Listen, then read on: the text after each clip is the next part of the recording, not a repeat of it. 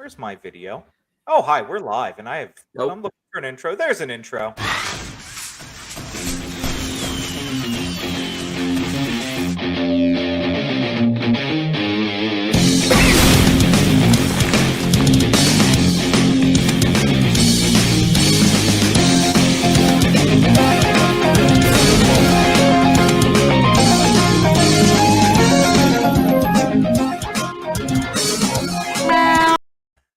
Ladies and gentlemen, it is time for the most entertaining show on our podcast network, or at least our channel. We're the only ones who post here, so hey! It's time for Such Good Shoot, the podcast about anything and everything in the world of wrestling. And tonight is a special Scott Hall tribute show. So, everybody, take your ice cold water, raise it up high, and give it a drink. We will not be doing our normal toast because that seems inappropriate.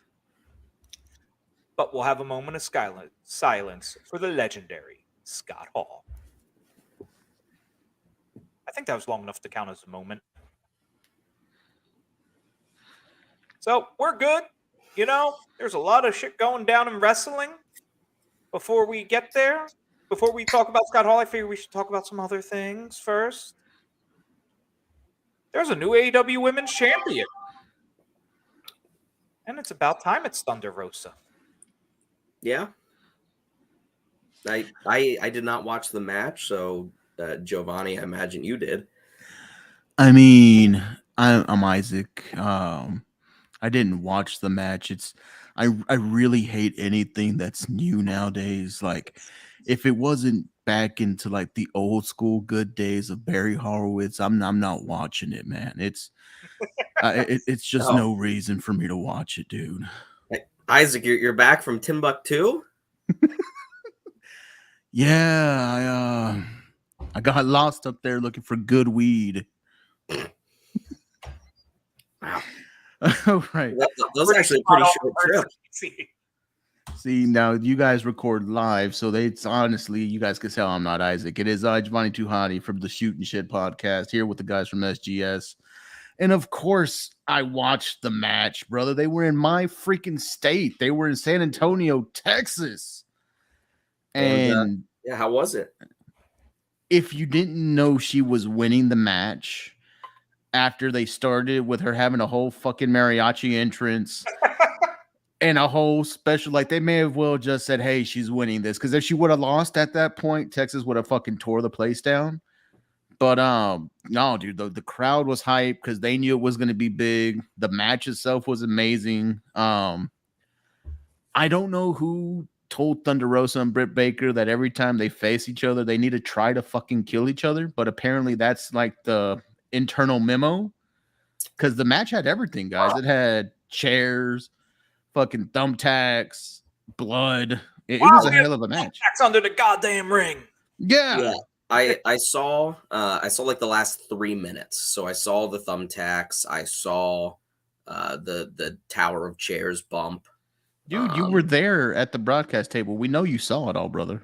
You could tell people. You can tell people it's okay. You even interviewed one of them. Yeah. I'm Tony Schiavone. There you go. Hello, AEW broadcaster Tony. He's just missing the earring right now. He has to take it out so people don't recognize him. There it is. Get Jim Ross away from me. I want Taz. Fuck, that's messed up. It absolutely is, but you know what? It's true. It's damn true. Did either of you guys see the clip of Excalibur and Taz getting like into like a little like clearly joke argument on like AEW Dark during like one of the Dark Order guys matches? And they Nobody just watches like, Dark. Dude, I just saw it as a clip on Facebook and I was laughing ridiculously hard. We need more Taz on commentary. He just says stuff. I went through a period where I watched Dark for a couple weeks in a row, just as I was smoking my cigars. And I have to say, the matches on Dark and Dark Elevation are crap at best. Oh, there you go. The commentary Oh, is mint. They say whatever the fuck they want. There is no censorship. They're just like, what the fuck he doing? Like, especially for the time. They had a time where the broadcast booth was Tony Schiavone, Big Show, and Eddie Kingston. Oh, Jesus. Nothing good came from that broadcast booth. no. Nothing. Except mint one-liners. I'm like, they need this on the real TV. I can't see Eddie Kingston doing commentary on anywhere where they'll have to censor him. No. It'd be just a random, what the fuck was that? What? Botch. Fucking pro wrestlers, botch. Oh, fuck, dude. It is quite good, and I would totally bring him out for any, well, we're not going to see any more of them, but any Joey Janella matches. Oh, rest in peace, Jelly Nutella.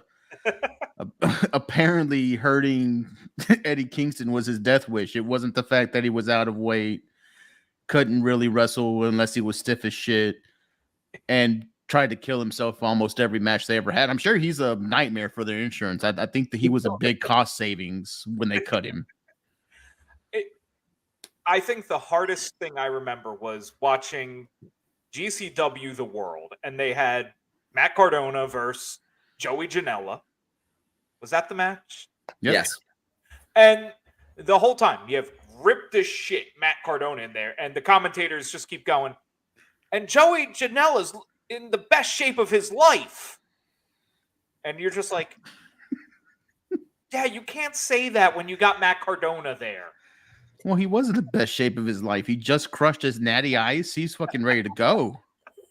I mean, he did just like Cardona himself though. He beat up Sean Waltman, dude. He beat up X-Pac, and then people threw shit at his head. And then he kicked one of their asses. That's how bad it is for fucking Joey Janela. The only good match he's had was against that fan. The people are mad at him though. Oh, shocking. That's not heat. That's go away heat. That's people that are literally outside of GCW, the fans. They're like, I could fucking do this better than Joey fucking Janela. I don't think the getting rained on with the beer glasses is go away heat though. I mean, they were just pissed. Yeah. I'll say this. The only reason Joey Nutella got into AEW was Penelope Ford. By the time they dropped that, they were done with him. No. I mean 1,000,000%. Well, I even forget who it was about, but there was the one time the Acclaim was coming to the ring and Max Caster was like, come on, they only hired you to get so-and-so. I wish I remembered the whole joke, but it was so-and-so who still hadn't come to AEW, so it meant shit. Yeah. Good old so-and-so. I want to see them one day in the AEW ring. One day. Tyler Britt says his grandma's better than Joey. I 100% agree with you, Tyler. I bet your grandmother could whoop Joey one-on-one in a straight wrestling match. So could my grandmother, and she's over a decade in the ground, so... Man. Talk about a buried alive match. That's fucked up. But, this is a terrible segue. But does anybody have any memories of Scott Hall? Fuck. It's a terrible segue. I admitted it. I mean, I wasn't really around for when Scott Hall was like a huge deal. So like I've seen matches and like I recognize how cool he is. But that's again more for you two to talk about because you guys were alive and I mean, have you at least seen the movie Scarface? Do you kind of get where the character came from? Like I said, I get it totally. I just don't have that like connection to it. Okay. You don't either? I was a straight WWF guy from 97, 98 when I started watching. And he did a little bit of stuff in WWE after, but not much. Yeah, pretty sure they brought back the NWO. He did that. Like With that Pac. 2003. Yeah. Well, the bad guy, Razor Ramon. Fuck it. Favorite memories, man. Let's do his Jerry Springer show up. That was fucking awesome. He also had this badass entrance where he had the entrance music was Ready or Not. That shit was fucking badass because the kind of whole gimmick. Him and Austin, fucking awesome. Of course, if you don't know the ladder match with Michaels. Oh, well, I've seen that one at least. I mean, that's, basics 101. Why they should now have the Razor Ramon ladder match at WrestleMania. Just make it happen. I mean, they have plenty of time. It's 2 nights and nothing's really advertised for Mania. No, they're just going to stick. There's like 5 matches a night right now. I was looking at it earlier. I requested it off from work, so everybody versus celebrities, and then the entire roster is going to be packed into the Andre the Giant Memorial Battle Royal in the pre-show of night 2. I'm honestly stoked for WrestleMania this year, though, because I haven't, other than like, I'll check out Bleacher Report just to like understand what's happening kind of in storylines, but I'm pretty stoked for WrestleMania, just going in like not even being a fan. So like, I'm not going to get that pissed over anything. That's how you have to watch WWE. Well, yeah, I'm just going to watch WrestleMania as a spectacle this year. But so yeah, WrestleMania is going to be a testicle this year. Are we just waiting for Cody Rhodes then at that point? Yes. Stardust or Cody Rhodes? Cody Rhodes. Cody Rhodes. All right. Yeah. Who knows what's going on with that though? I cannot imagine the check they would have had to sign him to get him to come back as Stardust. But can you imagine how fucking mad people would be? Oh. And then I would just be laughing. The IWC would eat themselves alive. Like, honestly, it would probably be pretty effective if he was just like a heel and was like, fuck you, like, you don't even deserve to see Cody, like, you're getting Stardust. Like, it's punishment for you people sucking. Like, that would be pretty effective. What if he just goes full Foley and does the 3 faces of Rhodes? Hold on. Then I need him in the Andre the Giant Battle Memorial. He needs to come out as Stardust, then dashing Cody, and then give us full-on Homelander Cody. There's just like a hype like package that plays like before his entrance of him just breaking his own nose and then putting the mask on. He's in the back. Yeah, just punching the shit out of himself. I'd buy that. I'd watch that. All of a sudden, the music hits, the Titantron lifts. He gets the full AEW entrance. That makes no sense because the ramp's in the middle anyway. And none of the WWE fans get it because they haven't seen that entrance before because they apparently don't watch AEW. None of them are singing the song. None of them have the adrenaline in their soul. They say that, but then people popped hard for Hardcore Country when Mickey came out. So I popped hard for Hardcore Country back in 2007. I popped hard for Hardcore Country when she did that centerfold spot. Oh, hi-oh. That was Hardcore Country. That was Hardcore Country right there. Back in the day, Shane, we used to have to look at it on paper. It wasn't always on the fucking internet. I know. Yeah, man. I'm sorry. Like I didn't choose when I came out, came out of my mom, you know what I mean? It chose me, unfortunately. He didn't choose life. Life chose like him. You too. Some dial-up bullshit. Take 5 minutes to download one picture. Oh man, pixelated as hell. Looks like Japanese porn nowadays. So real quick, I just want to run one more idea by you guys. While you guys were talking about Hardcore Country, I was thinking, rather than any of those situations happening, Smoke and Mirrors hits at WrestleMania, except it's Damien Rhodes-Dow, and that's how they debut him. Can you imagine that WrestleMania moment? Yes. I would take that. I would take that a lot. I think he's actually in shape, though. I think he was trying to get back in the ring like consistently. Hey, dude, they fucking absolutely blew the bag on him, man. That shit was so over, and it had no right to be. The shit I hate is how they use all the Mizdow clips for the if wrestling's fake, then explain this. And it's him just taking the bumps when Yeah, no that's one's off of hitting the him. apron. Yeah, the Miz goes for a diving knee drop, and you just see him running, jumping, and then falling out of screen, dude. Yes. It was the best part of Raw for like 6 months. Like, Again, not a very high bar. No. but man, it's just like the beginning of the 24/7 championship with R-Truth, or when R-Truth went really crazy like 3.5 years ago, and then he was doing like the Little Jimmy. my bad. No, he's doing the No, my the bad my y'all bad. thing. Yeah. Oh, my bad, y'all. Like, You might be a big man, but I'm gonna throw you over the rope, Paul Heyman. yeah. I still think if WWE and AEW ever hypothetically have a working partnership of any sort, they debut it in one of the casino battle royals, and R-Truth is just there. Yeah. No idea why he's there. Yeah, or how he'd be confused like he always is. Yeah. Oh, this ain't WWE. And then they just let it go for like a month.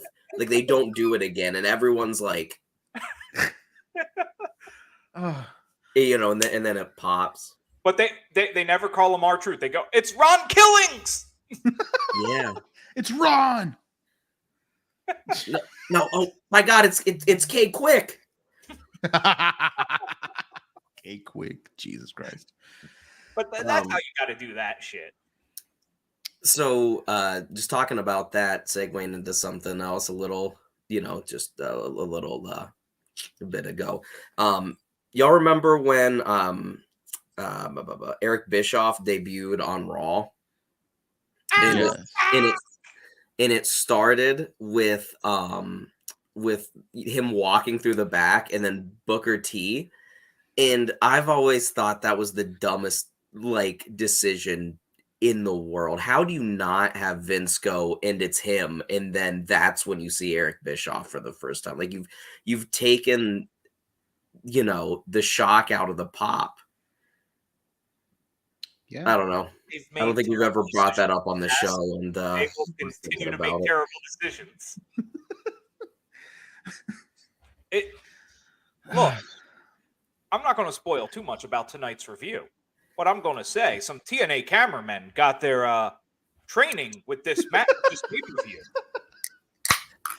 Hold on. Before we get into the pay-per-view, we tossed around the Scott Hall Memorial ladder match. Of course, it has to be for the Intercontinental Championship, which at the time right now, I can't tell you who the fuck the champ is.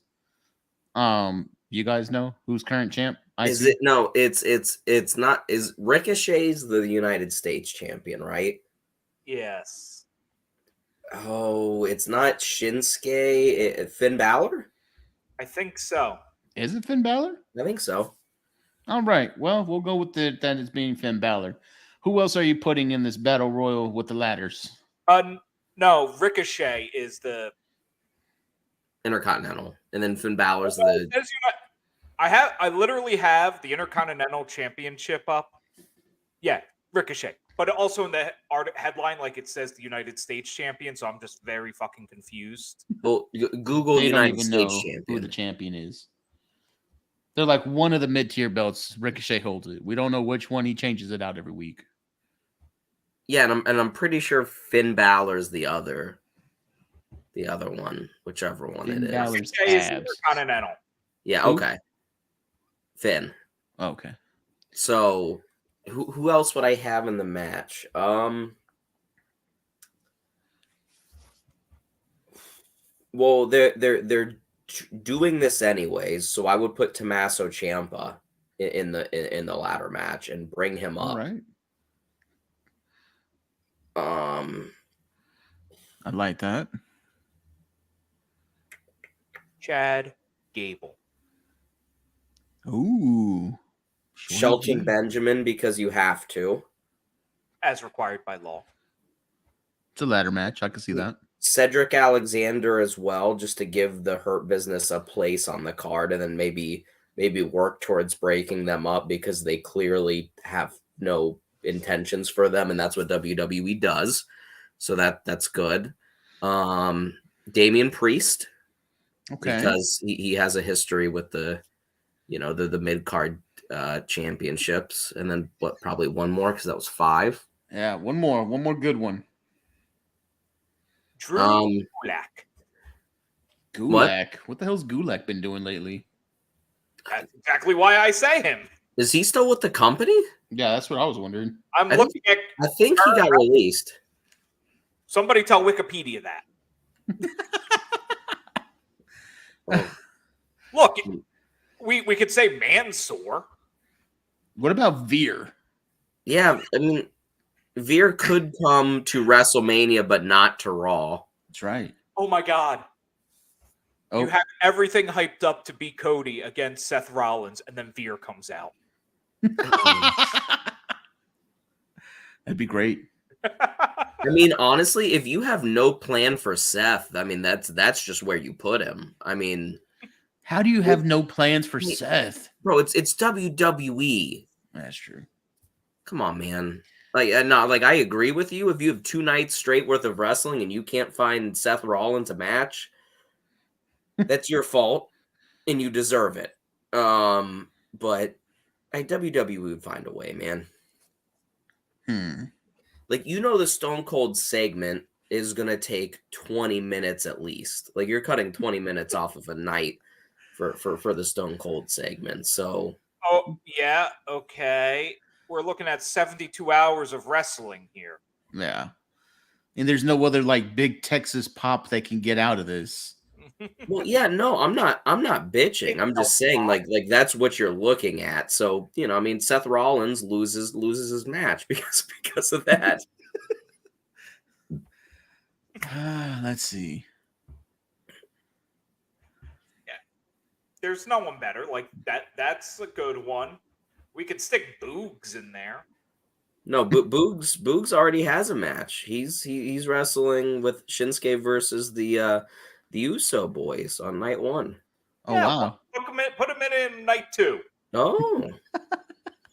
Because clearly we fired most of the roster. People have to do double duty to make up this 2-night WrestleMania. Oh, dude, they'll have no issue just shoehorning matches in the next 2 weeks. Vince will have written these matches 2 minutes before air, and that's what we're fucking getting at WrestleMania, man. Yeah, we could would really like to have Cesaro right now,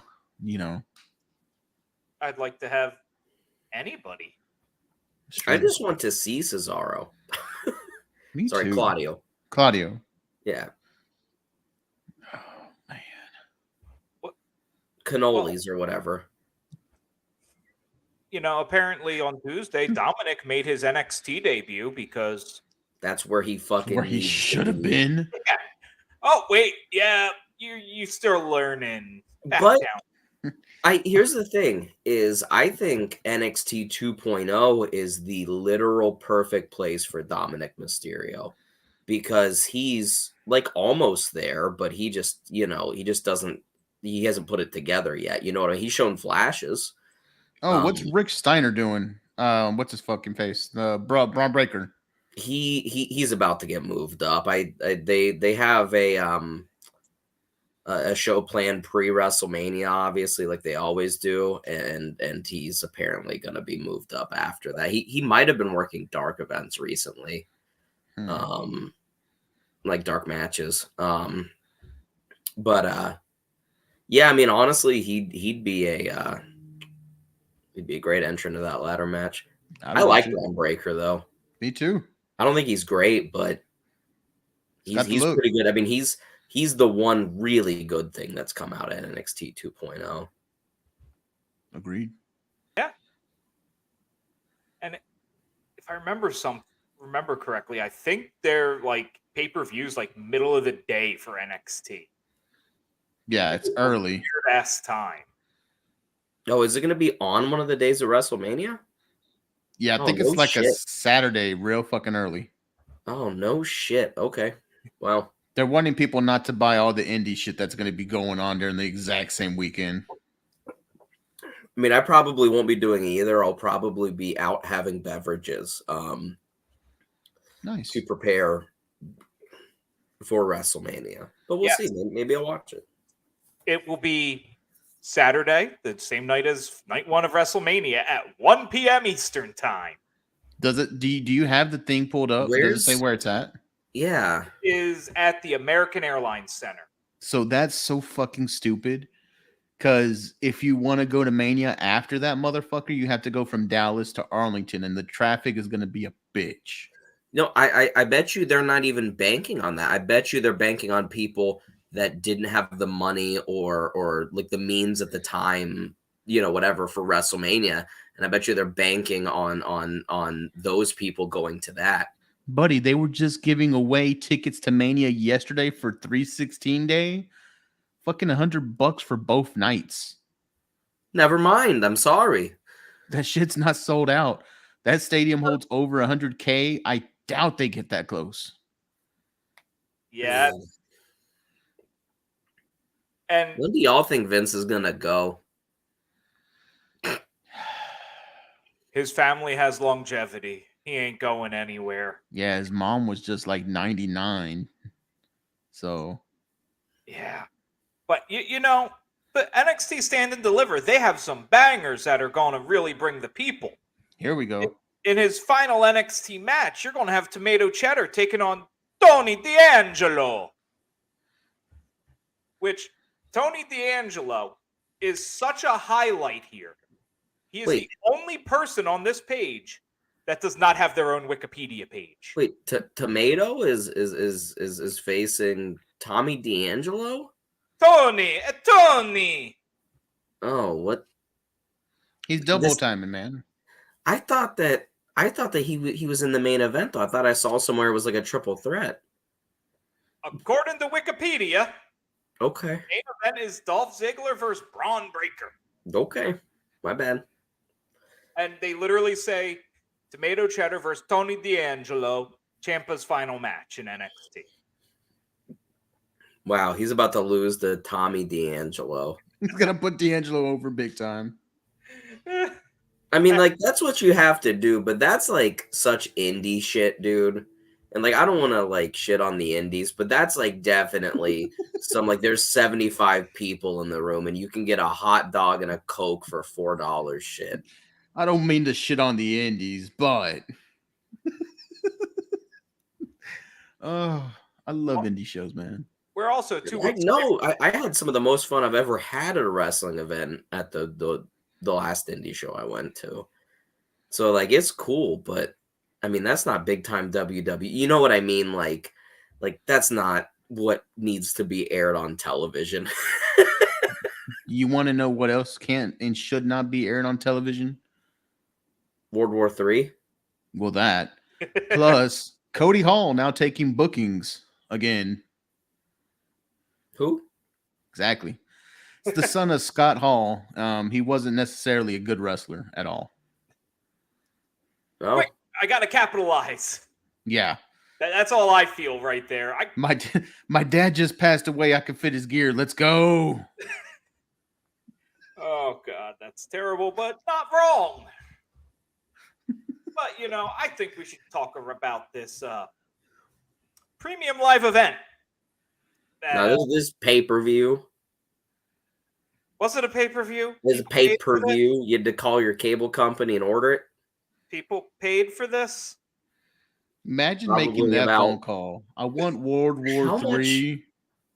I wonder how much this was. Let's see if we can figure that out. Oh, I'm sure it tells you somewhere. Had to Why be don't you like look that up? $50. The first match of the night. Ooh, baby, was it a banger. Where we have Meng and the Barbarian taking on Ernest the Cat Miller and Glacier. Where, you know, they went for 9 minutes and 9 seconds. And Meng, you know, was the best thing in the match. Because if I don't say that, he's going to kick my ass. He'll find out. He's the goddamn Chuck Norris of wrestling. Yo, straight up, Meng was not the best man in this match. Yeah, but he's the one who's going to kick my ass. If you want to fight Ming, just say so, buddy. I mean, he was rocking this "my barber fell asleep while giving me a haircut" mullet deal. I'm scared of him for that haircut. If he walked around like that, fuck that. That dude's a stronger man than I am, dude. Oh yeah, no. I mean, dude, I'm not saying it to its face. I'm saying it to our 2 viewers. All 2 of you. What's up, Wade? But anyways, yeah, no. I mean, honestly, like Ernest Miller doesn't get enough credit. Ernest Miller is pretty good. He is, and he gave the immortal Brodus Clay his theme song. So, yeah, somebody better call my mother.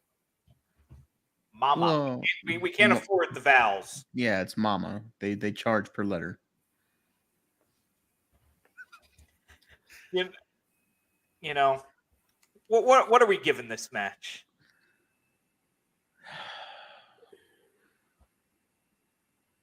The hot one's thinking. 2 Taco Bell burritos. 2 Taco Bell burritos. Do they add up to a star in any way, or are they below a star? Oh, it's below a star, buddy. That's diarrhea. That is 2/10 of a star. Got it. Yeah. I'm giving it a half a star because if I don't give it that much, Meng's going to kick my ass. I mean, it wasn't that bad. By the way, this show was probably like $22. Okay. Pay-per-view. Not But bad. I mean, this was also 1997, so that's closer to 35 or so now, but that's still not bad. Yeah, I mean, it wasn't that bad. I mean, this wasn't a pay-per-view match by any means. Nothing like felt like there was any stakes, but it was okay. It was just like a 1. At least you went all the way to a 1. The esteemed Dave Meltzer with the official rating of this match gave it a dud. Oh, Man, even he hit it with the thud. didn't rate? Oh, he is not a big fan of this night. Well, it didn't happen in Japan as well, so I kind of get it. He's been really responsible in these WCW ratings mostly. Yeah, I mean, Doze, am I wrong? You're not wrong. Yeah, I mean he's been pretty on point here. Well, So he just started becoming shit when the Young Bucks started wrestling. Then I got you. well, there was With shit back Isaac. here too. He rates a lot of shit bad with the WWF. Yeah, but I mean WCW, he just did. He was pretty close. Still a lot of times a star or 2 off. That's closer than what he is with NXT. Yes. Oh, NXT is terrible. It's like, this is a 1-star match. They fought for 35 minutes. It was beautiful. That brings us to where is he now, Perry Saturn, and wish we never saw him, Disco Inferno. So I heard Perry Saturn and Mop actually have a real good relationship now. They have like a mini dustpan, so they're doing great. Disco, I think, is still giving cheap pops for being a heel when kayfabe is somewhat dead. So good on you, Disco. Keep it alive. No, he's like actively supporting Control Your Narrative right now. He may actually fight in the fighting pit for the fighting organization where you can only lose by saying you quit or submitting, and you control your own narrative. And there is no wrestling. There is only fighting and the Control Your Narrative. Hold on. This is also the same promotion that lets you cuss out the people if you have the stones. If he's ever announced, I swear to God, I will drive my happy ass to wherever the fuck in the Red South that they're having this event, and I will tell off fucking Disco Fury himself. I really hope he does this. You're gonna cuss out the Disco, dude? Oh, I'm gonna tear him apart, and he's gonna have to sit there and take it. You gonna call them a slur? They probably let you in that organization. I'm gonna have to think of all the great slurs that I can use. Yeah, And the good thing about being, mixed as I am, I've got a little bit of everything in there. I have a full playbook, so nothing's off bounds. And if it's CYN, I'm sure they said worse. Well, no. Yeah, here's the thing: is that they would all clap for you when they were when you were calling them stuff, but then they would look at you and realize where they went wrong, and then your ass would be out the door. So Yeah, that's true. It's not don't want to, work myself into a hanging. Are they going to have that Peter Griffin card to get into these events? Oh yeah, he's good. Shane, did you not get that one? He left. no, I Oh. mean, off the top of my head, I like Family Guy. I've watched a lot of it, but that one didn't come directly. To mind. What is it? Someone Dozer? He's trying to get across a border or something, and they have this chart of different shades of white to brown. Oh yeah, okay. And good, not good. Yeah, no, I got you. Yep.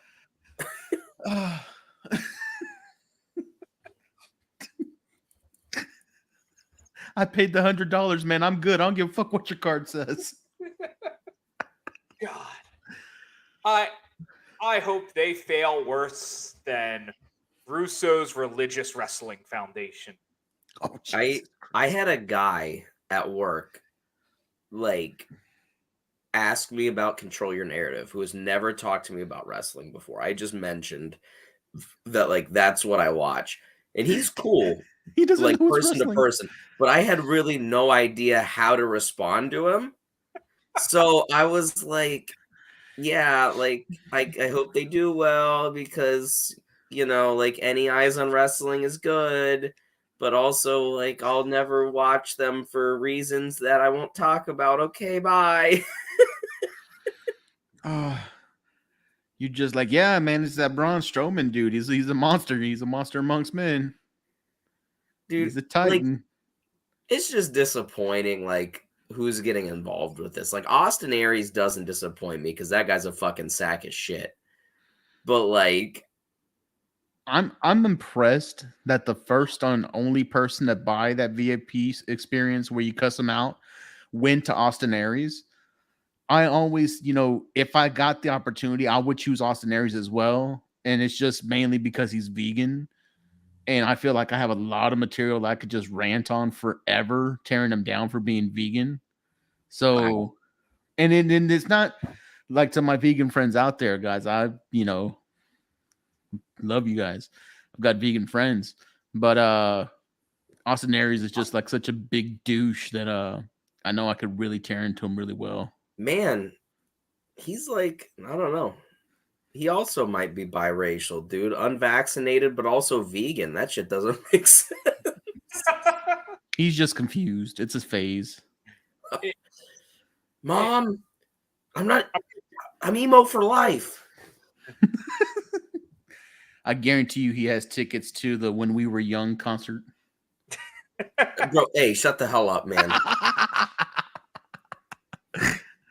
I just spent way too much money to see My Chemical Romance headline. I want to hear the shit.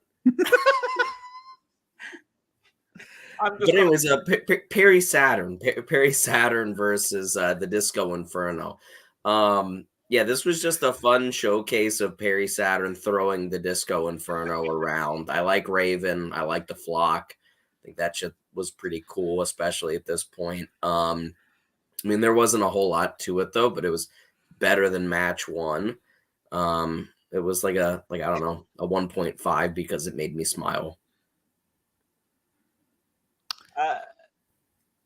Yeah, I liked Perry Saturn. I don't like Disco Inferno. I gave it a 1.2 because I felt bad giving it anything lower because Perry's good, but yeah. Yeah, respect for Perry. I gave it a 1.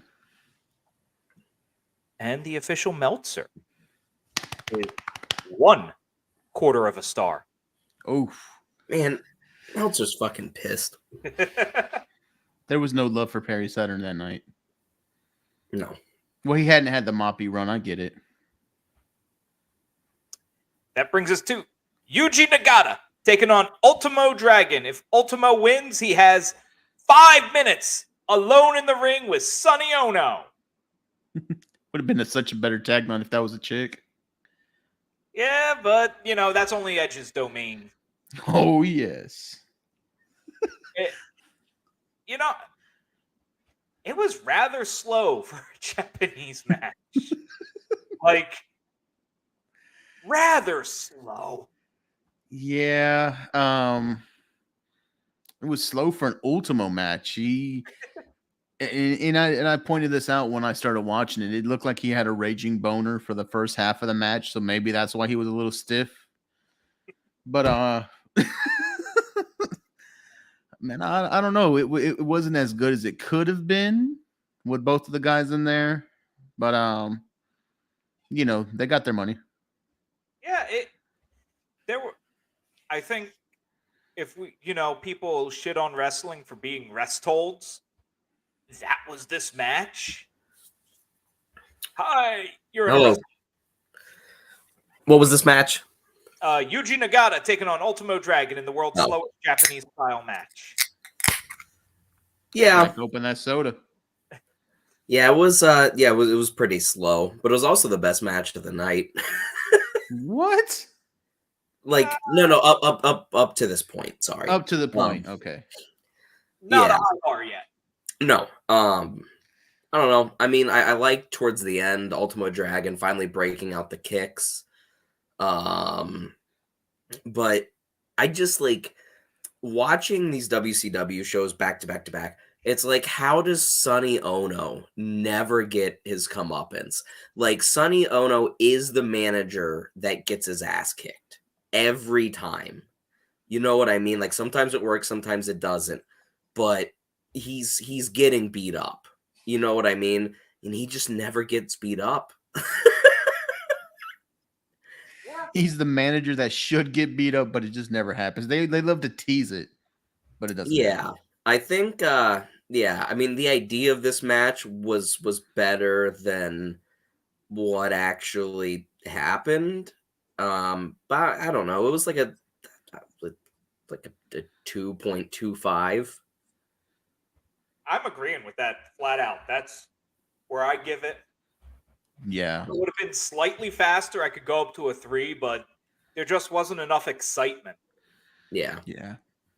No, that's a good rating. Nailed it. Meltzer gave it a 3. It's because it's Japanese, man. We should have done the Meltzer curve. Damn it. I mean, again, in the year 1997 on a WCW pay-per-view, I don't think that's a horrible rating. 6 in the Tokyo Dome. Well, yeah, but this was what? Where was this? Like Atlanta, Georgia, or something? Michigan. Oh yeah, because they talk shit about Ohio State. Talk shit about Ohio State. They keep talking about Monday Nitro and Saginaw. That great metropolitan hub. And speaking of the University of fucking Michigan scumbags, the next match is the Steiners versus Lord Steven Regal and Dave Taylor. Honestly, I think I enjoyed this match way more than I had any right to. No, it was just like a really good match. Yeah. It just wasn't long enough. Regal is such an underappreciated treasure in the ring. And if you've watched match, he is Charles Winchester wrestling. It is perfection at this time. Oh, his strut at the beginning with shaking his hands. Oh, it's so good. And everything that landed looked hard because it probably was coming from these 4 competitors. Yeah, I mean, it was just a knockout, drag out slobber knocker, man. It just, they beat the piss out of each other. There was the limb work in the uppercuts from Dave Taylor and William Regal. There was the suplexes from the Steiners and the Steiner liners and Is there a better move than that European uppercut? That shit just looks so nasty when done right. Yeah. And isn't this the match where someone did like a springboard like plancha over the top rope off of somebody's chest or something stupid, or was that later in the night? Yeah, there's no topes. Remember, that's part of the rules. No topes. Oh, sorry. This is control your narrative. There was not a lot of high flying in this match, so What match was that No, it was Scott Steiner. He launched off of Rick's chest. It was amazing. No, it wasn't. I was just joking. I would Oh, love to see yeah. that. I mean, I wouldn't have doubted it at this point. Steiner still hadn't put the chain on his head, dude. Once the chain hit, there was no going back. Steiner's out there looking like a cut rate Steven Seagal. And honestly, this match is something I would want to show wrestling students as the art of working a character in the ring. Into your All match. of them. Yeah. It was like, I want to say it was damn near perfect. It clearly was not a 5-star match. But for the time they were given, though, and like Yeah. what it needed to be, it was pretty much damn near a perfect match. I gave it a 4, like straight up. And the only reason I didn't rate it higher is there was part of my mind going, I shouldn't rate this higher. There's definitely better that exists, but For the show, it was a 4. oh, for the show, it was an 8. For I mean, for the show, for me, it was like a 3.5, just because if they would have added 5 minutes to this match, I mean, it really time. might have been one of the better tag team contests in WCW history. Honestly. But yeah, it was excellent. This is the first match on this card where I'm like, you really should check this out at some point. You paid for this match. Yeah. Yeah. And you know, that, oh, sorry, the Meltzer rating, 2. Oh. What? Get the fuck out of here. You rated the Japanese bullshit higher than this? Oh, don't worry. It gets worse tonight. Oh, God. So that brings us to Raven versus Scotty Doesn't Know Riggs. I mean, This match happened. yeah. Yeah. I don't know. I kind of liked it. I like the Raven character, but I liked old Raven a lot more than I liked young Raven. I don't know why. I think old Raven looks. Old Raven was better. Yeah. Well, yeah. I mean, but he was also like a grizzled old guy, so like it made even more sense. You know what I mean? Yeah. Like, but I like the Raven character at this point. They weren't doing anything else like this in WCW other than like the whole faction thing, obviously. But they didn't have people that looked like them. You know what I mean? They weren't representing that culture. So, like, I guarantee you, Raven and the Flock have tickets too. I'm just joking. I'm not going to go there again, Shane. It's okay. To go see the band Nirvana. Yes, Nirvana, definitely. Yeah. They also probably, would go. Anyways. But they're in control of their own destinies. Yeah, they control their narrative. They either like survive or tap. But anyways, yeah, I don't know. They didn't do enough with like the Ravens rules thing in this one. It wasn't as violent. I love the finish though. Like I really like the finish where he Raven DDTs him 3 times in a row and just says, "I didn't want to hurt you. I love you." It fits the character very well. And for that, I think it's good enough to give it honestly a 2. What I'm going to add is, whereas the last match was a masterclass in how to work a character, this match was actually a masterclass in how to just use one weapon. Because they got the most out of that chair. Oh yeah. No disqualification. We're only going to use one chair. One chair. And It wasn't all they had money for. Match. It was a chair match. I mean, the issue is with that is that every single match Raven wrestled at this point was the Raven rules thing, where he would only wrestle if it was no DQ. So, especially in the year 1997, they didn't even have the hardcore belt yet, so they're only getting so far. 1.5 from me. So that's actually pretty decent. That might be better than what I would have given it. I'll go 1.25. 1.25.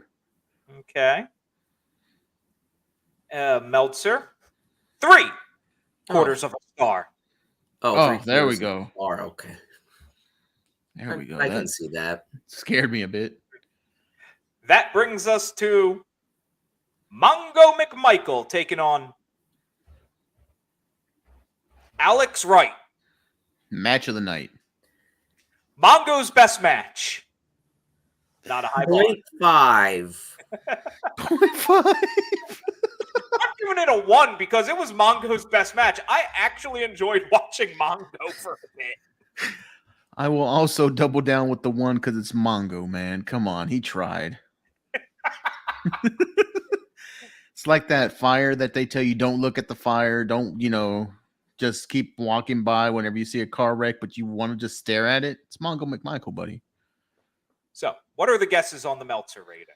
Oh, this has got to be like a 2.75 out of daddy. Out of daddy. It was a negative 1 star. Honestly responsible. No, that's a totally cool rating from Meltzer. Good for him. They bait and switched everyone again. And this is that match where you go, okay, when Jeff Jarrett left, you really just should have dropped the storyline. But Mongo was putting on some of the best work of his career, man. You can't do that to supposed Mongo. to wrestle Goldberg, y'all. That was the whole thing. Like, Goldberg wasn't as big as what he would end up being, but this was like he was still hot. He was supposed to wrestle fucking Goldberg. Well, who doesn't want to see two guys who can really just tackle each other? The people in the year 1997 surely did. They loved Goldberg. He hadn't even slit his own wrist yet by punching through the car window. So you're telling me he has tickets too? Never mind. I'm fine. I'm gonna leave that one alone too.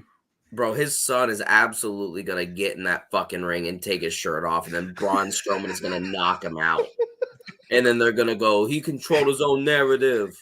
This is Bill Goldberg's son. He doesn't want to be known as that anymore. He came here to control his narrative. He's gonna take on the fucking Titan. Yeah, dude. They would call him, like William Goldbond, dude. Goldbond. He got knocked out, but he won because he controlled his narrative. What are you wussies doing? Bro, that's everyone who had to, walk all of those WrestleMania steps. They're ready for the powder. I look at control your narrative, and you just sit there and go, oh, these are the people even Impact wouldn't hire. It's literally like Colby Covington's character in the UFC as a wrestling promotion. I hear they're trying to get him as soon as he retires. Dude, I wouldn't doubt it because that guy is totally playing a character. There's this dude named Bryce Hill or Bryce Hall or something who is actually batshit insane, Southern redneck, crazy, the government's gonna come after us guy. And I totally believe it with him. But Colby, dude, Colby is making money by playing someone that I think he is, but not to that degree. You know what I mean? I believe Colby likes Trump, and I believe Colby probably thinks Brazil's a dump, but I don't think he actually likes it enough to go, I've been in this shithole for 12 hours. You're all fucking dirty animals. I hate this shithole. I'm out of here. When he started showing up to his press conferences with the fucking red MAGA hat, I was done. I'm like, this dude's a fucking gym. He's gonna Dude, make such a great wrestler. No,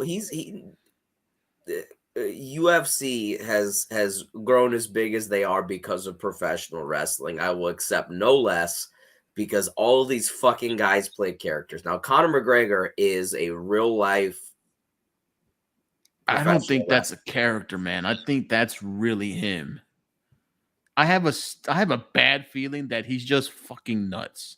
I believe Kobe's a character. We know, Adesanya, the big anime nerd, that's a character, but he's an Bro, actual real Jimmy Snuka nerd. killed someone. Well, dude. But fucking Conor McGregor, that's real. He's just fucking crazy. Yes.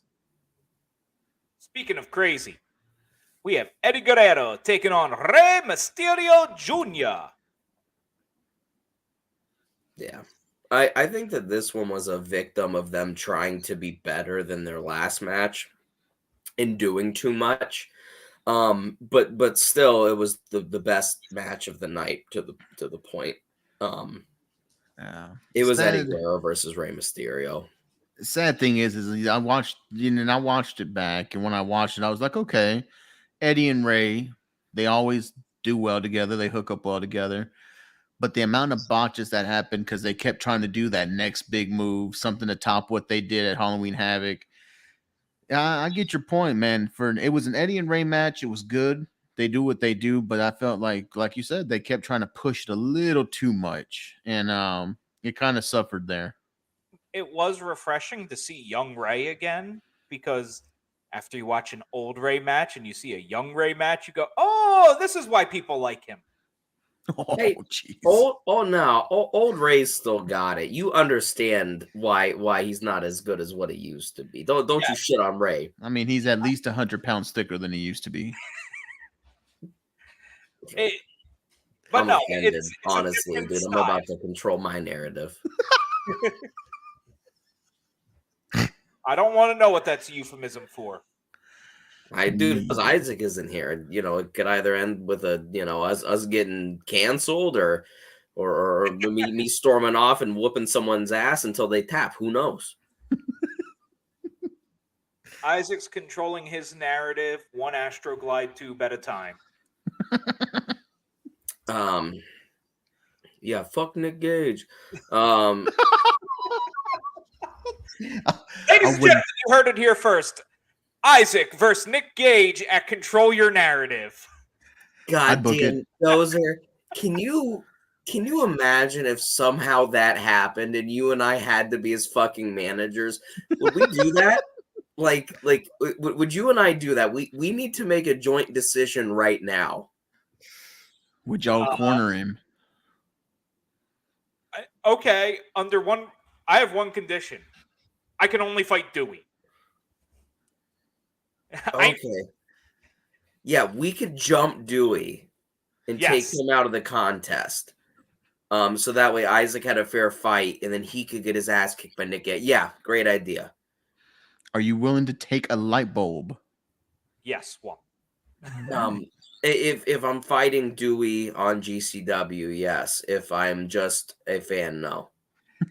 That is accurate. It's good. In all seriousness, you know who I could see controlling their narrative? Schlack. No, I feel like he would feel disrespected by their professional wrestling mentality of actually doing real maneuvers.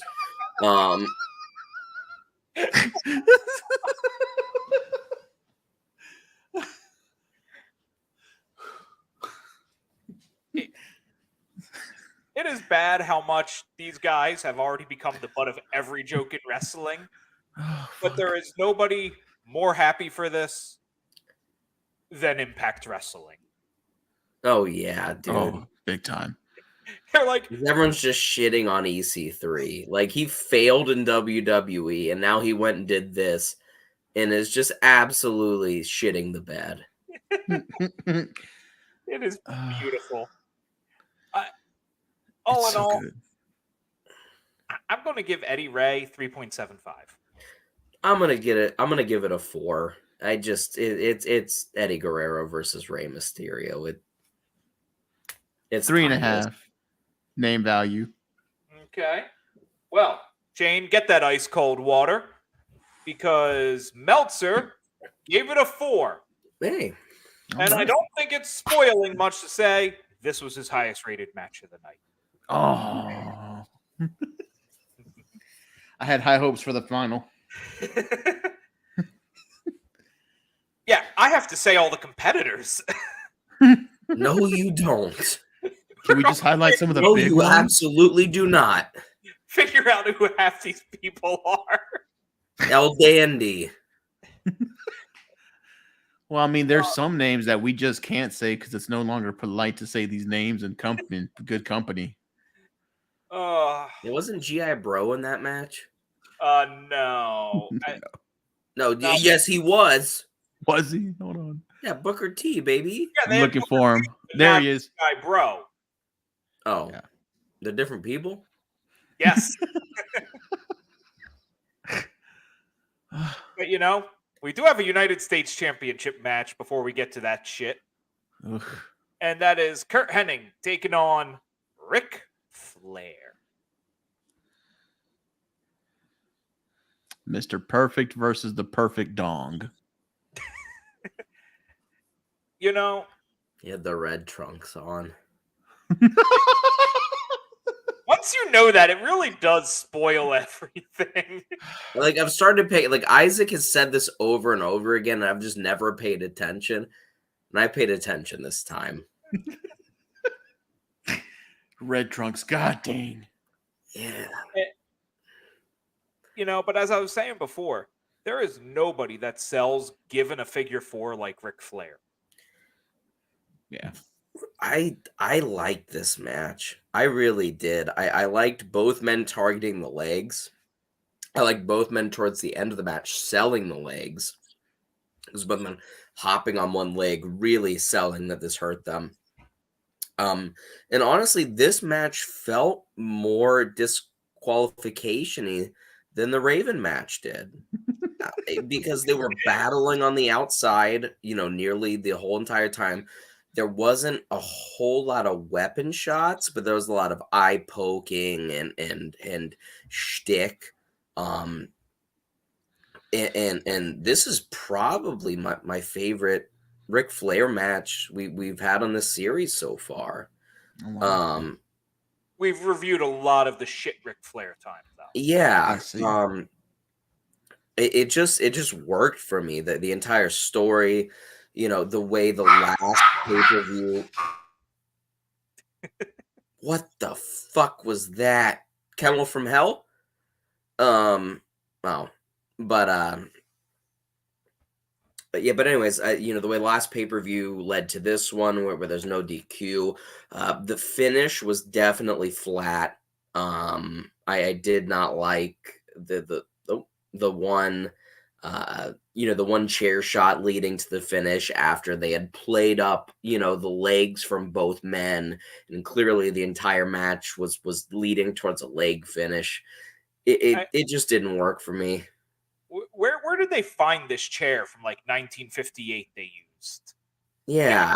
None of the other chairs they had there. Like they found this one random chair that looks nothing. And you go, what the hell? Yeah.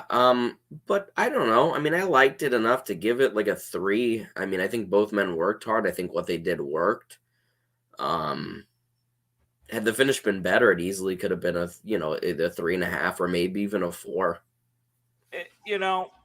The finish was a bit shit. I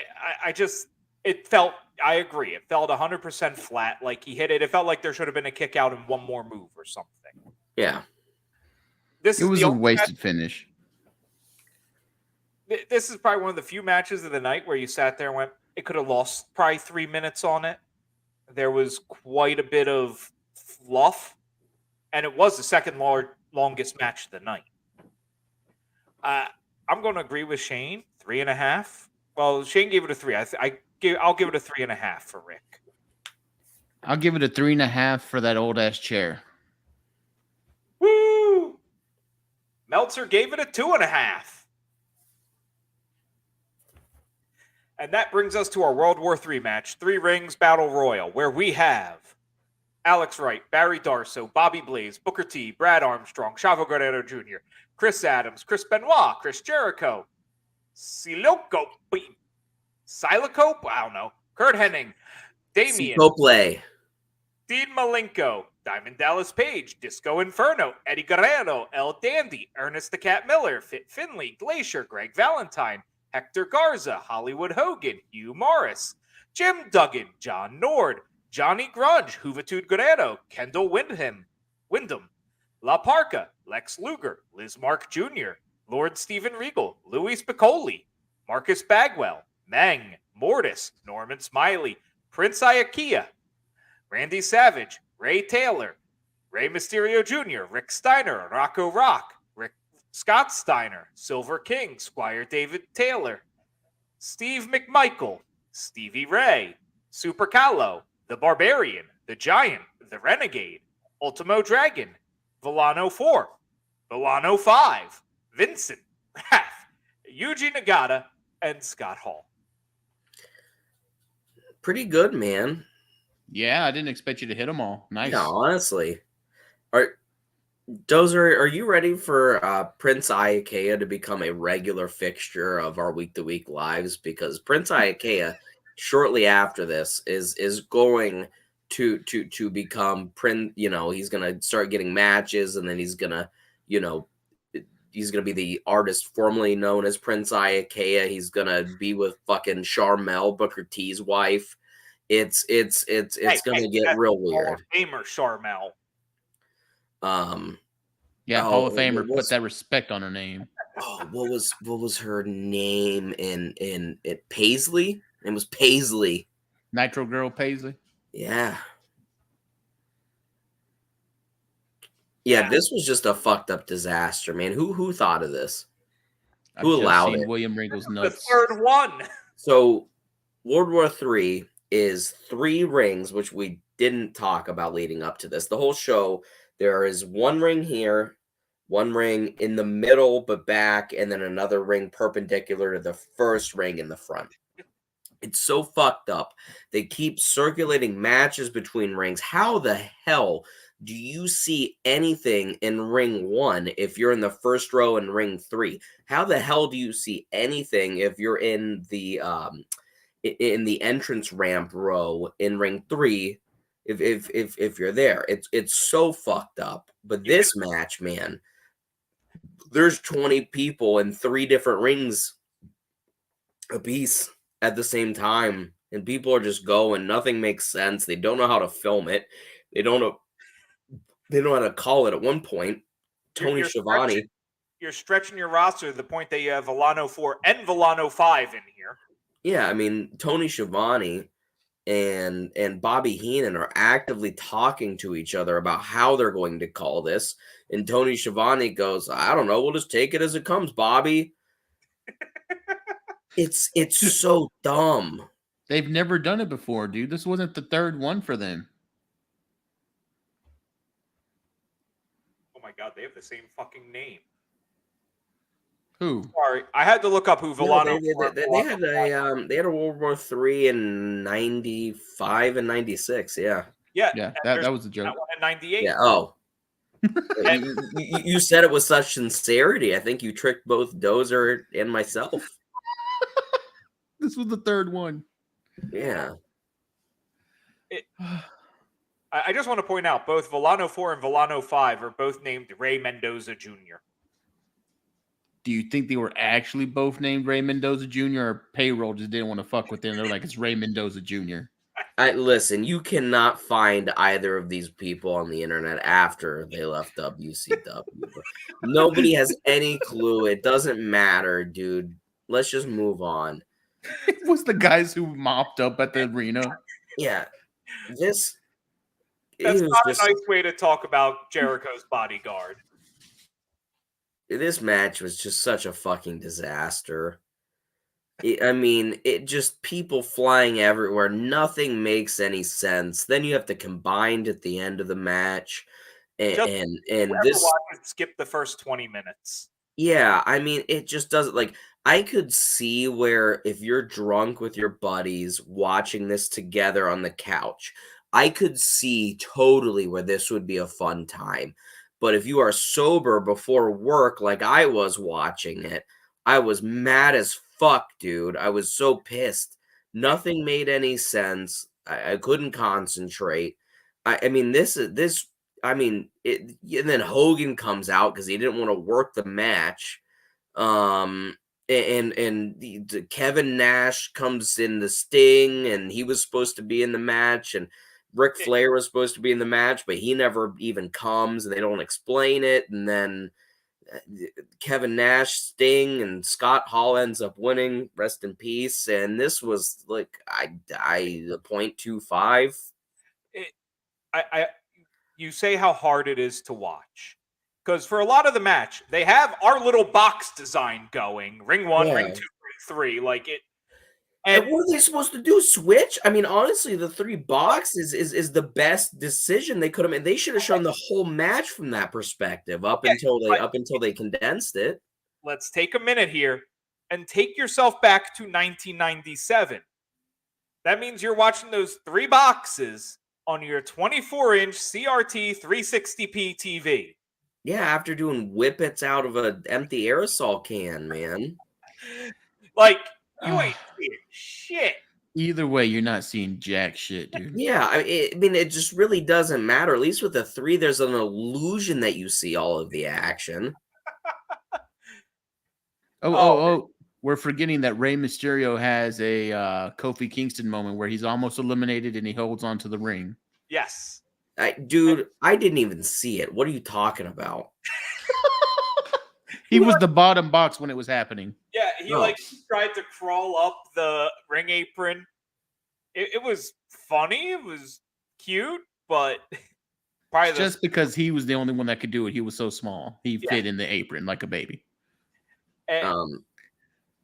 But yeah, this was just a worthless disaster. I mean, like I said, in the right setting, this shit would have totally been a lot of fun. But by yourself on the couch is not,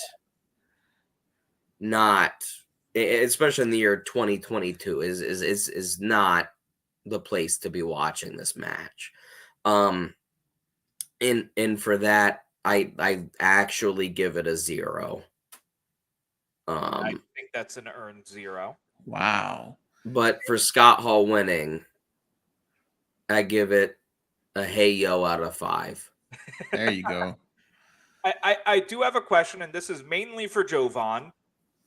So they're out there, and it's the part of the match where Scott's signaling for Hogan to come out. And they play the music for a while, and then the music stops and the music plays again. And they go, oh, that's Hogan's music. That's not Hall's. I mean, that's not Nash's. And I sit there, and I go, it's the same damn song. Yeah. Did they have different themes back in the day and WWE just dubbed over with the NWO song? Or did they seriously play the same song back to back and they went, it's different? Dude, this is going to be like a Mandela effect. Some people are going to swear that it's the same song. Some are going to swear it was different. But I almost remember it being like the same exact song. And then making a big deal about it being different. And you're like, what? Did it just say like Hogan at the beginning? Hogan. No. New world order. Yeah. Hogan's music, not Nash's. It's they all had the same guitar riff. Then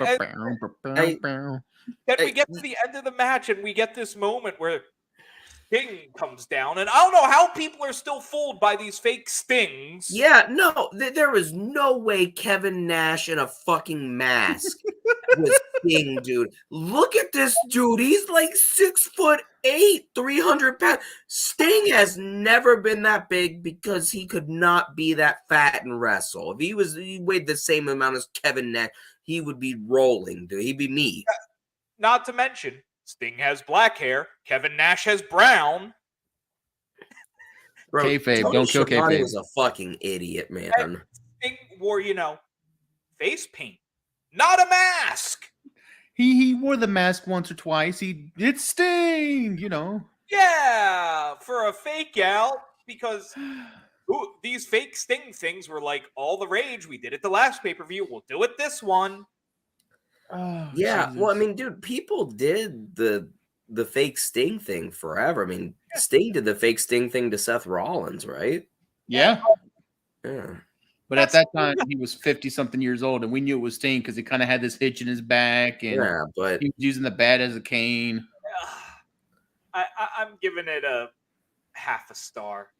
It gets a star from me because it had Jericho, Benoit, Buff. Had all my favorites. Buff, Benoit, Jericho. who? No, who?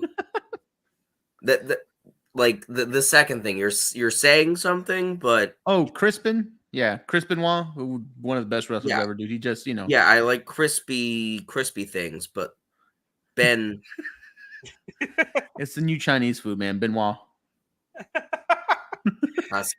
man, those It's kids actually probably love Chinese having for their kids Bowflex. help make it.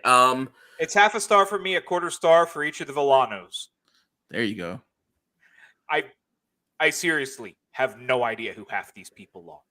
No, dude, it's such a disaster, man. This match is every bit of AEW going, we're gonna do this and just pull like everyone we've had on Dark for the last 16 things How up.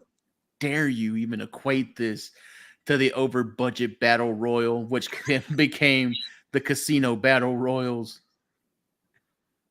Yeah, man. Oh I mean, God, it's just see them doing this. It's Thank just God something- Cody is not there anymore, because Cody would be like, well, my dad made this match. Therefore, My we have daddy to have Dusty. him do it again. 3 rings. Each ring has a different suit of people in it. It's over the rope Dude. only. Then we condense. Well, they didn't want to throw some of these people over the rope, so you just had to leave the ring. Thank God. Here's the best idea for Cody versus Seth at WrestleMania. And that's that they do the triple cage of death that David Arquette won the championship in. And that's how they debut him. Like Seth Rollins, nobody noticed it. Like, obviously everyone in the crowd notices it, but it's not canon yet. So it just lowers from the ceiling. And then Cody, like Seth Rollins just climbs up it for no reason. And then Cody comes out and it's this big epic moment. And they're like, holy shit, what the hell is this? It's the triple cage of doom. It's his daddy's match. His daddy's match. By God, his daddy's match. And then he just, yeah. Arquette's the ref. Then Cody's about to lose. And then out of nowhere, Dustin rides in on a motorcycle, crashing through the cage. No, there's Call a him fake the Stardust. lawman. And then we just get fake Stardusts everywhere. Y'all remember when he had his own starry ladder in the Andre the Giant Memorial Intercontinental Battle Royal ladder match? He gets a Stardust entrance like the John Cena, multiple Cenas. It's all Stardusts. like the Jericho in New Japan versus who was that? That was the Naito match, right? Where he did like they had all of the different Jerichos. Yes. Oh. And on that incredible bombshell. Oh, yeah, sorry. Meltzer gave it half a star. I was going to end the show, but then I forgot I had to give the Meltzer rating. Have to give him that incredible bombshell. Fuck y'all, man. We'll be back next week. Maybe with Giovanni, maybe Naughty. Goodbye. I didn't have the video ready. Thank you for listening to this edition of Such Good Shoot. If you are on YouTube, please remember to like, subscribe, and ring that bell icon. Or subscribe to us on your favorite audio catcher. Or finally, if you're on Facebook, leave a comment, like the video, and make sure to share it out to all your friends. Until next time, we have been Such Good Shoot, and